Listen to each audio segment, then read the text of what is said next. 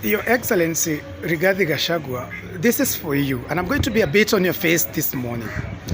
But Mali says you can fool some people for some time. You can even fool all the people for some time, but you can't fool all the people all the time. Why am I saying this? In 2022, when you were campaigning, your platform was based on something you called state capture.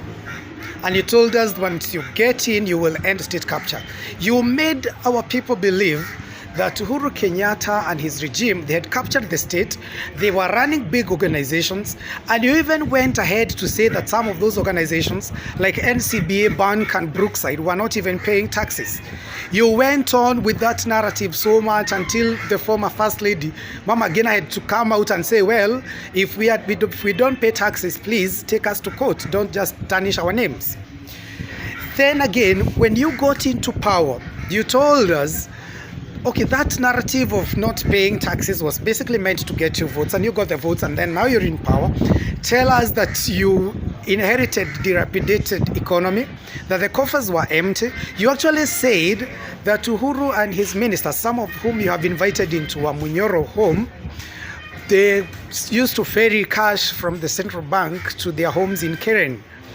At one point, you sensationally claimed that they ferried almost 200 billion, which again, it's crazy because again, 200 billion, a million is around a kilogram of money. So 200 billion will be around 200 tons of cash. So if you have to carry 200 tons of cash, I mean like 40 lorries carrying 5 tons each of cash, maybe technical university students would have recorded that on phone. But anyway, you were still doing that. That was political expediency. And then you went ahead now and came back to us, the Mlima people, and said that there are cartels in the coffee industry, there are cartels in the macadamia industry, avocado industry, and the milk industry, and you decided you were going to go down to the ground and deal with the cartels. Little did we know that either you're one of the cartels, or you wanted to join the cartels, or you have been there and you wanted to expand your territory. So when you scared those who used to buy macadamia from us, with a threat to remove their licenses, and then they couldn't invest. I come from Muranga, and we saw our macadamia drop prices from 200 bob a kilo to 20 shillings per kilo. So people started hawking macadamia in Thika town, at Muranga town, at Kenol, and everywhere. You did that.